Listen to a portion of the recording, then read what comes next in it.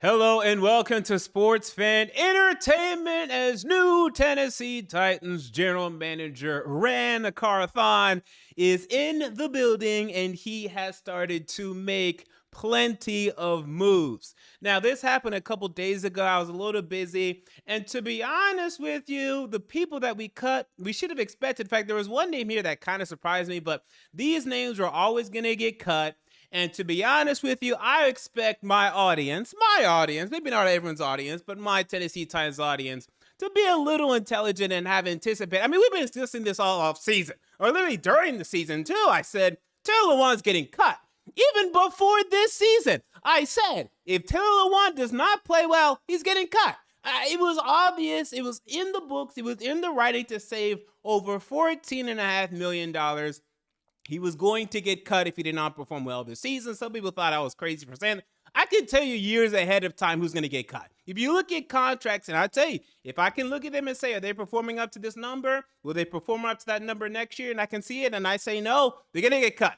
So you can easily see during the season, Lewan's going to get cut, Zach Cunningham's going to get cut, Robert Woods is going to get cut. It was clear and obvious to anyone that looks at the cap, and I expect my audience to know that. So we're not really here to discuss too much about that. We will discuss who else is going to get cut, some reasons as to why and as to why not, because there are now cases that you can make arguments for, you can have discussions and real debate and discourse over. These ones I felt like you couldn't have much of any. And then we'll, answer some questions. Then we're going to get out of here on a beautiful Friday night. Well, not so beautiful here in Nashville. It's been gloomy, man. The weather is so inconsistent. It could be 80 degrees yesterday, sunny. Now it's 50 and lame and boring. It's like we're in Seattle. I don't get it, but it is what it is. So the Tennessee Titans released Taylor Lewan, Zach Cunningham, Robert Woods, and Randy Bullock. It was Bullock that actually surprised me a little bit, because they saved about $2 million cutting Randy Bullock. Now, is Randy Bullock worth $2 million? I mean, he's close. I mean, what is he worth? One? 1.5? I mean, if you're on the roster, you're going to get paid as a kicker at least $1 million. So, I mean, I expected him to just keep him. It's only $2 million, right? If you can't finagle $2 million here or there, I don't know what you're doing. But they cut Randy Bullock, which I'm fine with, because Randy Bullock has never inspired much confidence out of me. And I think we can look elsewhere. But we have also been looking elsewhere. I mean, we did look at Caleb Shudak, and we're going to look at him more this upcoming offseason and see what Shudak can do. Maybe can improve and end up being a long-term kicker for this team. But we've also looked elsewhere, and we just haven't found a kicker that's reliable. So, I mean, Bullock, what was he this year? Maybe 85%. He can't hit over 50 yards. Forget about it. He's been he's better-ish. I don't know, he maybe had like 1 or 2 significant misses under 50 this year. But you can't trust him over 50. Forget about it. It's not going to happen. What are you talking about? His leg is not going to get you 50 yards. What? What are you talking? It's not going to happen. So I'm inspired by that. I'm also inspired because there's a surprising list of kickers that are available in this 2023 free agency. So if you look at this 22 free agency for the kicker position, there's a lot of names here. The thing, though, what I will tell you is if you're going to sign one of these guys, I mean, you're probably going to pay more than $2 million. So you better be getting an upgrade if you are. So you're looking at Mason Crosby, who's not much better than Randy Bullock at this point in his age. Robbie Gould, same thing. Matt Prater, same thing. Greg Zuerlein, who's fallen off. I don't know what's going on with Greg Zuerlein. Matt Gay, who's pretty good, and I think he's going to demand at least $3 million, maybe $4 million. Greg Joseph, who stinks. Don't go for Greg Joseph. Brett Maher, who can be a little infuriating, although he's like right there with Bullock. I think maybe a little bit better than Bullock. Eddie Pinheiro, who played very sneakily well for the Carolina Panthers this season. He could get some money. So I feel like if you sign any of these kickers, you're going to be paying at least $2 million. So I don't know if we're going to sign a kicker. We might just run Shudak and maybe get some other free agent kickers, undrafted free agent kickers in here and just see what happens. Okay, so that'll be fun. We're going to watch the kicker competition. But Randy Bullock, I don't think anyone's going to cry to see him go. That was a surprising one to me. Taylor Lewan. Now, look, I know I've criticized Taylor Lewan a lot on here. I'll criticize him a little bit more, and then I'll be nice to him. No, I'll be nice to him first, and then I'll criticize him a little bit more. I like that reverse way. Taylor Lewan, he was for a period of time a very strong left tackle for this team, a very consistent left tackle for this team. In 2014 and 15, when we absolutely stunk, he was one of the bright spots. Him and your boy Mariota, remember that? Now that duo, oh, it's long gone. You know, it's crazy how these things change, and yet I remain. But anyway, injuries started to pile up. His play went down a little bit. I wouldn't even say he's a trash player. I think when healthy, I think he's still an average tackle. If he can, really rehabilitate and really feel right, I think he could be an average, even maybe above average tackle again. I don't think he's had so many injuries to where he's completely shot. I think a team should sign him to a one. I'd sign him to a 1 year. I would even go $5 million because I think and put him at left tackle. A team that's desperate for a left tackle. And see what happens. And I mean, have a backup plan. I'd have Lewan and then draft like a third, a tackle in the third, just in case Lewan stinks. You got to play your third rounder, just live with it. Just like how we had to live with Nicholas Petit-Frere, you just got to live with it. Maybe a fourth round tackle, but I think you do that. And you could find starting tackles later on. It's not easy. But I mean, the Bears did it with Braxton Jones this draft. The 49ers, they didn't take a tackle, but they took who was it? I think they took a guard in like the third as well. They ended up starting for them. So that's what I would do. I think I think he's going to get a shot. And for us, if we could have, restructured it for 1 year, $5 million, I would have done it. I was fine with Lewan starting next year with like $5 million. I was fine with that. I don't think he wanted a pay cut. There was some controversy on Titans Twitter about this. I'm not going to act like I have sources because I don't have sources on Taylor Lewan. I don't know if he was offered a pay cut or not. I don't know if he wanted a pay cut or not, if that was even acceptable. Maybe he's just done with this organization. Maybe, I don't know. But he's gone now, and we'll see what he signs for. I would have been fine with keeping him for another year and just living with it, taking a tackle in the fifth, and maybe signing some other backup tackle and saying, okay, just in case. I would have been fine with it. Where we didn't do that, and now we're going to have to take a tackle in the first 2 rounds. I mean, unless if we pull off some sort of magic, some Hogwarts legacy spell in order to get like Orlando Brown Jr. I don't see it happening. So get ready for a tackle in the first. I think everyone's, warming up to this idea. I know it's boring, but hey, we're probably going to get the best one. Hopefully. Okay. My God. We're probably going to have the first lick. Probably. I mean, again, things might change. We're probably going to have our pick of the litter when it comes to tackle. So pick the best one. Okay, if you think it's Paris Johnson, pick him. If you think he's only a guard, then don't. If you think I think Skoronski is actually the one that could be a guard. So if you want to take Skoronski and you think he's a tackle, take him. If you think he's a guard, I don't know if I'd take him if you think he's a guard. I think 11 is a little bit high, even if he's at 11, he better be Zach Martin. I mean, he better be a Hall of Fame guard if you're taking him at number 11, because I don't know if we're going to be down if we take a guard at number 11, unless if he's Zach Martin. He better be Zach Martin. Because, I mean, the last guard that went down was Brandon Sheriff, and he was supposed to be a tackle, ended up being a guard. And I don't know if he's been worth it. He's for the Jaguars now, and the Commanders didn't keep him. So if you think it's Skoronski, take Skoronski. If you think it's Johnson, take Johnson. If you think it's Broderick Jones, take Broderick Jones. But I think we all need to warm up to this idea if you haven't warmed up to it already, because you look at the left tackle market, you're outside of, Orlando Brown Jr., Lewan is now probably the second best left tackle. You're looking at either Lewan, Isaiah Wynn. Sorry, Isaiah Wynn, but he's going to cost money. So you're looking at Orlando Brown, Isaiah Wynn, and you could argue Isaiah Wynn's actually better. I think you could definitely make that argument. If you want to go for an AJ and Jason Peters for a year, just to, plug somebody in there. If you want to say hi to David Questenberry, who's not great, but if you want to say hi to him again, or maybe Dennis Kelly, we'll discuss, more free agency comes along. There's options here for a cheap one, but I feel like, let's just get our franchise left tackle and look. Well, that's my strategy number 2. My strategy number 1. If Stroud is available, and by the way, the rumors are circulating, the rumors are percolating. Well, I don't know if that's the right context to use that word, but they're percolating me as CJ Stroud is getting less and less talk. He's getting kind of talk. No one really knows what's going on with CJ Stroud's draft stock. is now Anthony Richardson is getting play. Anthony Richardson might be drafted before CJ Stroud. Ooh. If CJ Stroud hits pick 6, 7, 8, we're nuts. If we don't go secure him, we're nuts to me. Screw the franchise left tackle. You better go get your franchise quarterback right now. But we've been discussing this. We're going to discuss this for the next 2 months more. So let me not discuss it more today because God knows we've discussed it a lot already. But obviously, left tackle's neat. You look at the other cuts. Robert Woods, who, by the way, let's look at Robert Woods, who was cut. And look at this beautiful arrangement of tweets. These beautiful 2 tweets from Robert Woods, who gracefully leaves this team. Wow, that is tiny. Let's enlarge on that.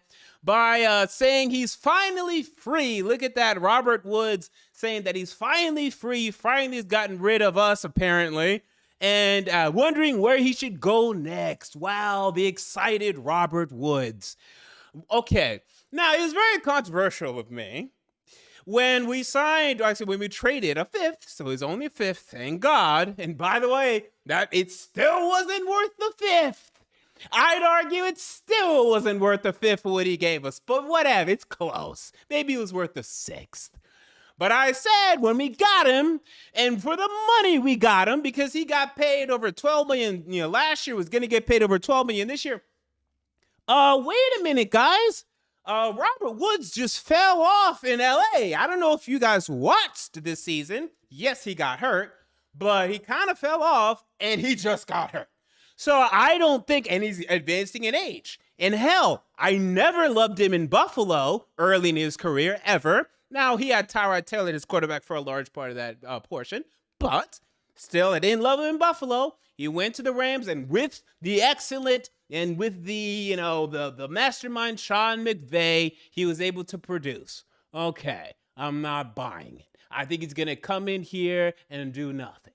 And what did he do? He came in here and he did nothing. And some people want to argue, well, we made the trade when we had A.J. Brown. He would have been a good wide receiver 2 for A.J. Brown. No, he wouldn't have been. He would have been the same. His stats, literally, first of all, would have been the same, if not worse. He was our number 1 wide receiver, and he ended up with 550 yards? With A.J. Brown, his stat line would have been either the same or worse. How can you even debate that? If A.J. Brown was going to get over 1,000 yards again, which he would have, where does Robert Woods find the volume? Where is this magical volume coming from for Robert Woods? So there was no scenario in which Robert Woods was going to come in here and do anything. Well, he got number 1 cornerbacks. Sometimes, but a lot of times Treylon Burks was our number 1 wide receiver. And by the way, Burks did more per game than Robert Woods. He had 450 yards in 11 games, and Robert Woods had 550 in 17. It was a disaster. And I didn't like it at the time. That was one thing with John Robinson when, he started falling off. I was like, oh, God, really, Robert Woods? And then after we made the trade for A.J. Brown, and then everyone started rationalizing and saying, no, it's okay. He can be our number 1. Until Treylon Burks comes along, I'm like, okay, all right. If that's what you guys want to do, we can do it. I wouldn't get excited. And that people got excited.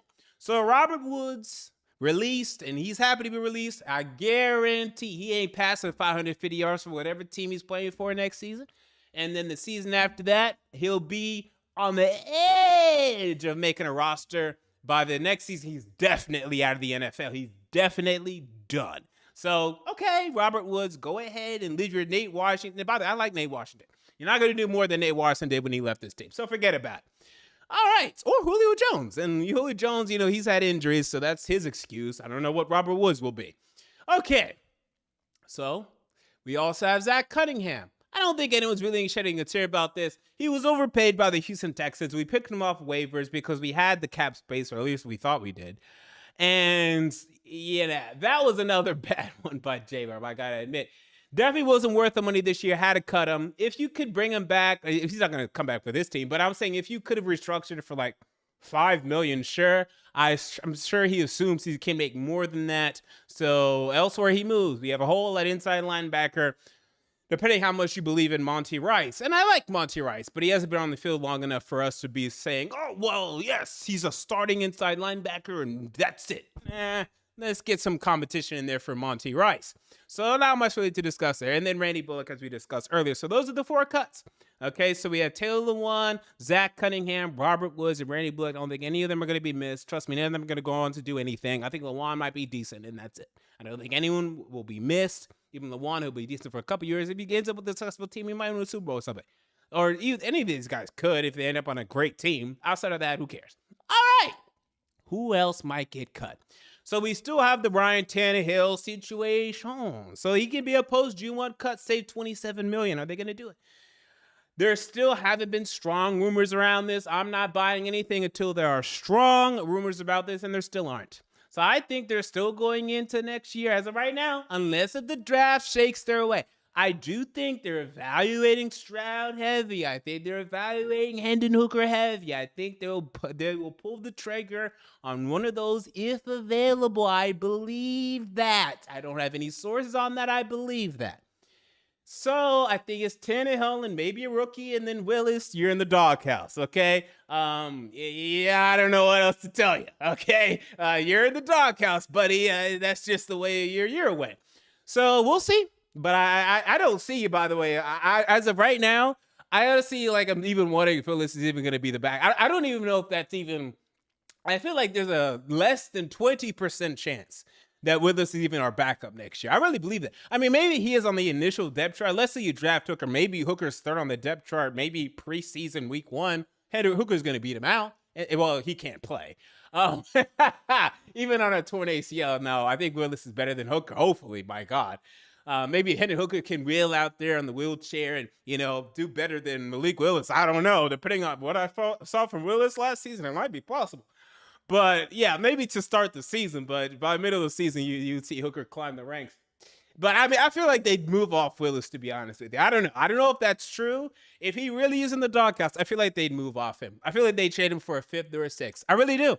I really feel like they'd go ahead and move off him. We'll see. I'm not saying that's going to happen. I'm saying if they draft one of these quarterbacks, I feel like they'll move off. They got to move off either Willis or Tannehill. Either one. You got to move off. I don't think you can have all of them on the roster. But we'll see. We'll cross that bridge more as we come to it. So Tannehill's still possible. Right now, I'm thinking that's a little unlikely, but we'll see. I need to see more strong rumors on this. Derrick Henry has now been floated as a possible name, right? So there is a report that I want to say from someone from NFL Network that the Bills would be interested if Derrick Henry became available. But that means to me he's not yet available. Now, cutting him, if you cut him as a pre-June 1st cut, you save about $6 million. As a post-June 1 cut, how much was it again? I believe it was, let me pull it up. I think it goes as high as let me find the number again. Where was my Titans? SpotRack. Great website, man. Shout out to SpotRack. So if you cut Derrick Henry post-June 1, you save $11 million. I just don't think it's worth it, guys. I mean, look, people are now starting the conversation about Bijan Robinson, the running back out of Texas, at 11.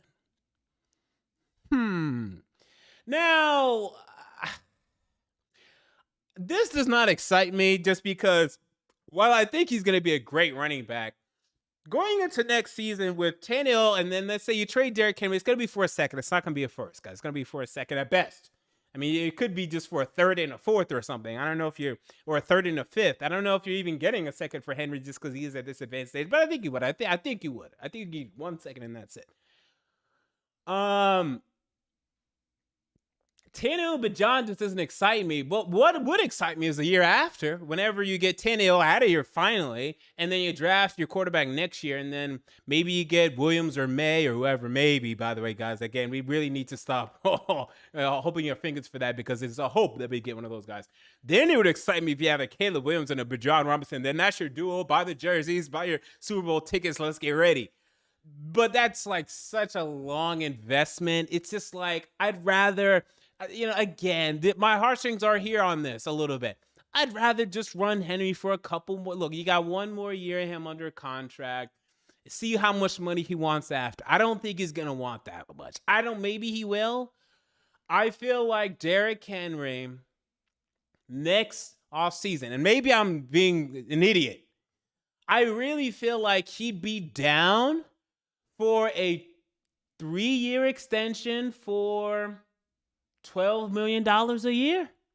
Because he's going to be in the same boat as like an Ezekiel Elliott who's about to learn his lesson too contractually. They're both the same draft class. They're not going to get paid much money.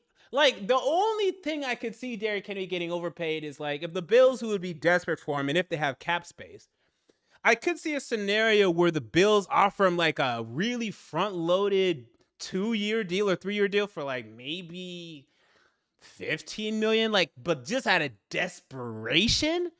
But I really think Derrick is going to sign for 10 to 12 million next year. I just don't see it being that expensive, and I'd rather do that. I think he still has a couple, but make it front loaded and make it to where, look, if he stinks by year 2 of that contract, you can cut him and then just move on. And finally, for God's sake, for please, Lord's sake, in the meantime, draft his heir apparent. At least draft a decent receiving back. Please. This has been going on since 2016. We haven't had a decent one. Dion Lewis was kind of decent. Outside of Dion Lewis, we have not had a receiving back next to him. In the meantime, please. And look, I guess Hassan Haskins, I think he's maybe already a lost cause because they didn't play him this year. Can you get a receiving back in the meantime? I'm fine bringing back Derrick Henry next year. Get a receiving back in the meantime. So if Henry starts to slow down, we get our Tony Pollard. And now you could do Henry and Pollard. You know, like, our version of Elliott and Pollard, you could do Henry and then our version of Pollard. Get a Tony Pollard then. I'm cool with that. That's what I want to do. But John Robinson, it's interesting because he is a great prospect, but that doesn't really excite me. But anyway, I just, even to save $11 million, I just don't see us getting rid of Derrick Henry. I just don't see it. I think we're too loyal to him as a fan base and as a franchise, and I think we should be. I don't think he's shown enough, signs of decline at all to the point where you need to move off of him. I think it's a year early. At the very least, it's a year early to move off of Derrick Henry. I mean, even if he got injured next year towards ACL, I'd still want him back, but obviously he'd have to be in a way cheaper deal, like 1 year, like 7, 2 year, 14, 15. But I'd still want him back if he tore his ACL next year. I think you need to have at least one more year, at least a year of decline, true decline for Derrick Henry. He didn't decline. Unless if you're saying he declined from being a 2,000-yard rusher, now he's a 15. Oh, God forbid. Okay, I mean, come on, that's still a great running back. So that's not of my concern right now. Hold on, let me plug in my charger because I forgot to do that. And then the last name that I could really see is Bud Dupree. That is right, the Walgreens Warrior, known as Bud Dupree. Now, he could get cut. So if you cut Bud Dupree, pre-June 1st cut, you save about $9 million. Post-June 1 cut, you save about $15.5. Now, people are wondering why we didn't release him on Wednesday. Actually, if they release him Wednesday, they don't get the full cap savings as they would if they wait until March 15 when free agency in the league year begins. So Bud Dupree can still get cut. So I saw some arguments this week on Titans Twitter and elsewhere. We should keep Bud Dupree because we don't love our outside linebacker situation. So if you're saving $10 million, you can use that $10 million somewhere. And I think you can get, because at this point, and Rashad Weaver, he kind of fell off, but he's still young, by the way. I'm fine with our starting outside linebackers being Rashad Weaver and Harold Landry. I'm still fine. Now, maybe Landry's done. I don't think it's one torn ACL. I think he should still be fine. Now, we need some depth. Re-sign DeMarcus Walker and get someone else. That's 4 deep. With Danico Autry and Jeffrey Simmons, you're fine. So I'm not desperate for Bud Dupree. I'd cut him. For this amount of money, I'd cut him. And with that $10 million, you can go, of the $10 million, go find $5 of that million, go find another rotational pass rusher that is not going to do as much as Bud Dupree, but with Landry and Weaver being your starters, you're fine. You're fine. I mean, look, I'd love to have a situation where, like the Philadelphia Eagles, and we have, one of the best pass rushers of all time. We have, 78 sacks in a season. I'd love for that to be a scenario that exists. I don't see that happening. So I'm fine with next year being Harold Landry and Rashad Weaver. I'm fine with that. So that's what I want to do. I want to cut Bud Dupree. If you can designate it as June 1st because you're keeping Ryan Tannehill, then do that. And you're saving a lot of money, and that's what I would definitely do, because one of the things that I definitely want to do, and look, I think, most of us are down for the plan right now. This is the generic plan outside of getting a quarterback, to get a left tackle round 1 and a wide receiver round 2. Even in that scenario, I want another wide receiver, and I want a veteran, because you're going to have Burks. You're going to have, at best, let's say Jalen Hyatt, or maybe Zay Flowers or Josh Downs or whatever in the second round. And that's it. Because at this point, I'm done talking about Nick Westbrook-Ikhine. I mean, he can make the occasional play, but he's not a number 3. He's a number 4. So, and Kyle Phillips, we don't know what he is. I don't know if he's a player. Kyle Phillips could easily end up being a Mark Mariani. At best, by the way. At least Mariani returned for it. At least he was a good returner. So he could end up being Mason Kinsey. How about that for comparison? He could end up being Cody Allison. He could maybe even do nothing, ever. He could literally never do anything for this franchise as far as I'm concerned. I mean, he did well in training camp. Yada, yada. Can he even stay healthy? So I'm not okay with Nick Westbrook-Ikhine or Kyle Phillips being our number 3 next season, with those 2 young wide receivers in Burks and a Jalen Hyatt, or Burks and a Zay Flowers, or Burks and a Josh Downs, because that second wide receiver, wow, look, and I pray and I hope he's going to be good. We've taken Justin Hunter in the second round. We've taken plenty other wide receivers in the second round that have come in here and failed. Dorial Green-Beckham, that have come in here and not done anything, basically. So you can't trust the second-round wide receiver to just come in and be your number 2. You can't trust that. Go get you a veteran in the meantime with the other money that you save when you cut Bud Dupree. And I think that's a better apportion, because right now our pass rush is still good, right? It's good. With Nico Autry and Simmons and Landry and Weaver, it's good. The wide receivers stink. Burks, I think, could be a 1,000-yard receiver. He still needs to prove that. He still needs to do that. You got to improve the wide receiver core. We made the mistake last season. I told you, and I told you, and I told you, and now we're fine. No, we're not fine. Kyle Phillips should not be starting in the slot. Until he proves something, he should not be He should not be penciled in anywhere. Okay? On the roster, he should be penciled in. We go upgrade the wide receiver core. Absolutely. So I definitely would do the Burks move.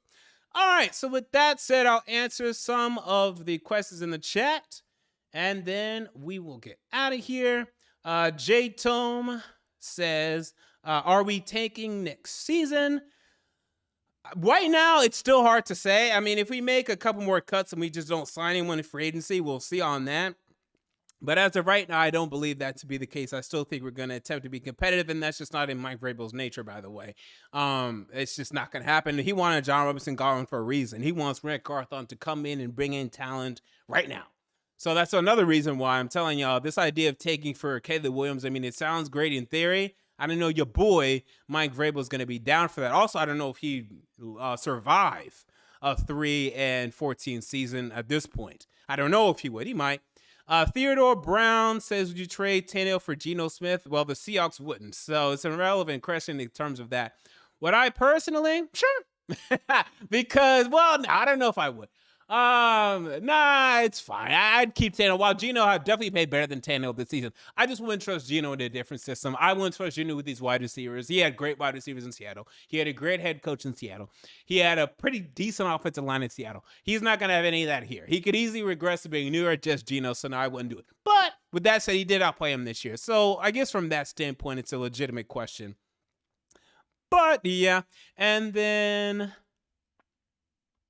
Rodney LeGrone will answer him, and then we'll get out of here. He says, as sports fan Tim, and I feel like I'm a rational person, but I feel like I would. Oh, by the way, I forgot to put up the chat comments on the stream. There we go.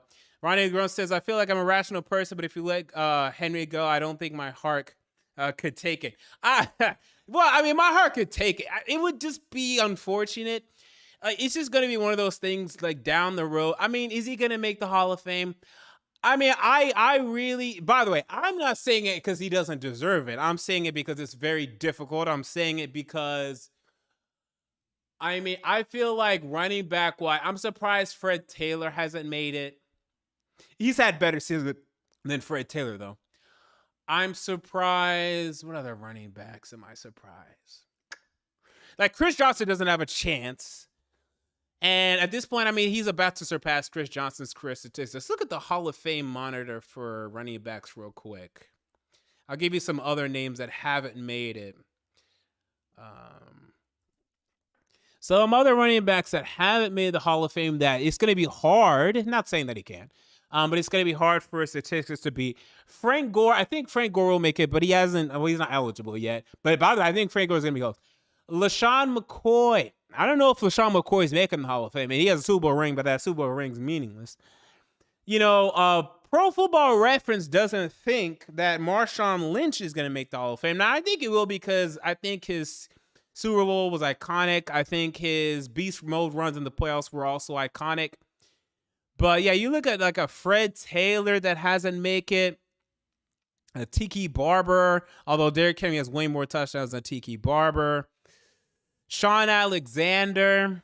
Now, Sean Alexander had like the one explosive season and some other good ones, but he had some other really good ones. I mean, I look like from 2001 through 2005, I mean, over 1,000 yards every season, had 1,800 yards and 27 touchdowns in 2005, won MVP. It isn't in the Hall of Fame. Now, I think Derrick Henry, Sean Alexander didn't pass 10,000 rushing yards in his career. I think Derrick Henry will. But if Sean Alexander and Fred Taylor don't make it, ooh, it'll be hard for Henry. But assuming, let's say that he does, it would be unfortunate just to look back on his career saying, oh, you know, we could have had a couple more years of him, you know. It's just like one of those things where it's like, man, he's just done so much for this franchise at this point. I just want to keep him. Just if the wheels fall off this season, then but until he shows serious decline, just keep him. Just keep him. All right. So with that said, that's going to do it for me here on a Friday night. I hope you all have a good weekend. Again, soon I'll have my scouting report out for Bryce Young, also CJ Stroud, and then some of the other prospects. We will discuss that very soon, as well as an updated mock draft here on Sports Fan Entertainment. Until next time, I'm out. See you all later.